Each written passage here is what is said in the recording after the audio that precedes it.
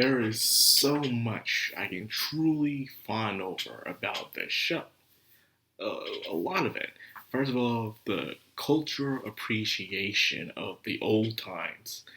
As you know, a lot of isekai are based off the old medieval times, or even further from back then. But however, they never truly grasp the hardship, because most of the times it's just a person is just in that world and he just gathers a bunch of girls and fight off the demon lord or something. But they never really focus on the world itself, its setting, its culture, its traditions, stuff like that. The hardships that the people had to go through and how things are completely different from the time they are right now. Not many isekai do that. They don't. This one does a lot, and I have so much appreciation for this. Of all the isekai that came out this year, this is the one I'm be more appreciative more than any of them. Any of them. Right now, this summer, there are two isekai with female leads. But so far, this is the one I'm really focusing on. I'll probably do a must watch for the other one. But for right now, let's focus more on Maine and her story. Now, Maine is as a child, and as we all know, the previous Maine's been in bed for almost her entire life. She would faint because she has fever, she has a hard time walking around, so she doesn't have much, stamina. So I would think that the character who now plays as Maine would think ahead before she does anything, so people won't wonder, how does she know how to do that? And there's another thing that a lot of stories that do that, where an adult mind goes into a child's body, and then they start doing a lot of things that not even the parents themselves know how to do. For instance, in this episode, she learned how to do shampoo because her previous life she didn't shampoo a lot herself. Good exploration right there. Unlike, Wiseman's grandchild, where he just didn't understand everything without any explanation. She at least knows how to do it and goes through the steps, not just, I can do this. So, thank you for that. She even showed how to make this stuff and everything. But the problem about this is how people catch on. Like, where'd you learn how to make that? How? Even if she invented it on her own, a lot of inventions are most of the times created by something else, by mistakes. Most of them aren't really will intentionally and go through a lot of trial and error. You don't just create something on the go perfect just like that. And a lot of stories have that kind of problem, especially once that happens. For instance, there's one book I'm reading called Lady Baby about a girl who goes back in time as her baby self, and she's able to be smart and say all these wise things, and anyone that questions it, they use the excuse as, oh, she's just a genius. But with no explanation of how did she still know how to do that without no one showing her or telling her how.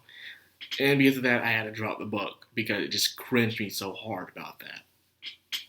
That being said, I believe the situation will sooner or later will come up where people will start questioning how she will know how to do some of these things that other people don't know how to do. It will come up sooner or later, which I do appreciate once again about the story. Now, she creates shampoo in order to have her hair to smell and look nice. Because back in the day, people rarely even took baths back then, only on certain times of the week, or even I would say month. Yes, so the place would smell very, very bad. You don't really imagine how bad smell some areas would smell if you lived there. So thank God for people taking baths in indoor plumbing of today. So she goes there and we meet three boys, two brothers and one cousin, Ralph, Lutz, and forgot the other guy's name. Already, I guess he's not that important.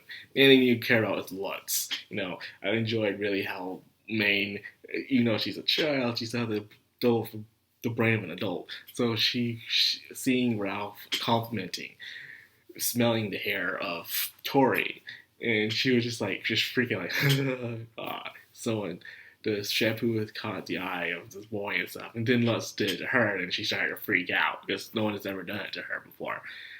In today's age, this would be called as sexual harassment these days, and that wouldn't fly, unfortunately. Well, determine where you live. You'll probably get away with it on the east and the south. In the north, you'll probably get beat up. In the west, someone will probably not say nothing, but later on will say, yeah, he did this to me. But that's just me. Anyways, she still strives. She can't get her hands on a book, and she can't get her hands on paper. Even finding out that her father, which name is Gunther, actually has a high position. He is a captain of the guard. Usually a captain would be able to get paid a lot, but this is back then, like further in the original medieval times, where even the captain wasn't being paid that much. So even then, they were still in poverty. Usually a captain gets a higher rank and get more pay, but unfortunately, that's not comply here. Big surprise. I just found that out, really. Actually, I do some research about that. Now, she can't even get her hands on paper because even paper back then is very expensive because how you have to make it. These days we have machines that make paper. We're in the age of convenience. Everything is so conveniently made for us. And so after watching a show and other stuff like this, it really scratches my head of how can we complain so much today where they had to struggle for so little back then. And they had no machinery whatsoever. Heck, they even had these little festivals where they go around slaughtering animals. We can just go to the store and just pick up our meats. They actually have to go out and make a festival game out of it, and they have to kill their share, or else they won't be able to eat for the winter. So these kind of things were very, very important. And the more I watch the show, the more appreciative I am of our today's the age of consumage. We consume more than we make. We don't make our own clothes. We don't even have to make our own hair. We can just buy wigs. We don't make our own shampoo or anything like that. We can if we want to. If we want to sell it and stuff, yeah, sure. But we could usually just go to a store and buy it. We're also paying for that convenience fee for how people are making it for us. And now I understand how capitalism works, these days. It keeps us from having to work hard from back in the day. And also learns that how you didn't have to go to school. You didn't know how to read. You didn't know how to write or anything, or even do math. As long as you knew how to do the job you were given to. Now, this is one of the things I do appreciate, but yet don't in the same way. Of how it's easy to get a job back then than it is now in some certain areas. These days, in order to get an important job, you have to go to college and you have to learn all this irrelevant stuff. Just to get the degree. And you gotta splurge money out the nose. Money you don't even have. And then you finally get the degree. But then it's a little tiny little aspect that you'll even get the job itself. So now you have to get another job you didn't go for. And most of the times, people's careers are based off of jobs that they didn't go to college for. Now, back in the day, if you had a talent for something and someone saw you doing it, they'll pick you up and you'll learn that talent. Or you'll be hired on as an apprentice. And therefore, you'll gain that talent. And once you become a master of that skill, you can take over the shop or store or whatever, or you can go and do your own. You didn't know how to do anything else, but you'll still be able to have money in your pocket and food on your table. Downside is you lack education. So I guess there goes the sacrifice with that. Back then, it's easy for you to get a job, you have less freedom and less of a choice. Now you have more of a choice, but however, you gotta do more for that knowledge. With that knowledge comes price, so it'll be harder for you to get a job now. But that's how I really saw it. Now, I know I'm speaking more of the world's surroundings more than I'm actually talking about the story itself, only because it really intrigues me. It has me really thinking about, our age and now, which a lot of these guys have this thing where it's, back then, but it never had me thinking I'm more thinking about the characters and what character female he's going to hook up with today, or how he's going to beat the monster of the week today, and that's all I think about. But with this show, it's completely different. I'm not just thinking about Maine and her never-ending search, but also her thinking of how she will find a way to achieve her ambitions. She has to start somewhere, and I guess she has to find a way to make some type of paper. But of course, she got her hands on a slate. I remember I had myself a slate. It was a white board slate. Just have a little eraser, wipe it off, and just keep writing on it. I even had a chalkboard slate too, but that was years ago, like 1998 or something, I believe.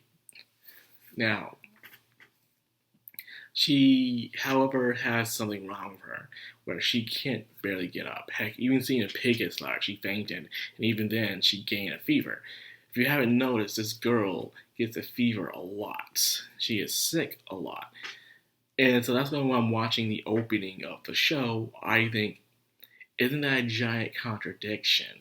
In the opening, it has her walking and just twirling and dancing a lot, and even walking in the snow by herself. And I'm like, that's not how it goes. that's not how it goes. The girl could barely walk herself. So when I saw that opening, I'm like, I see what you're trying to do here, but it completely conflicts with the actual plot that the show is going to have later on down the road.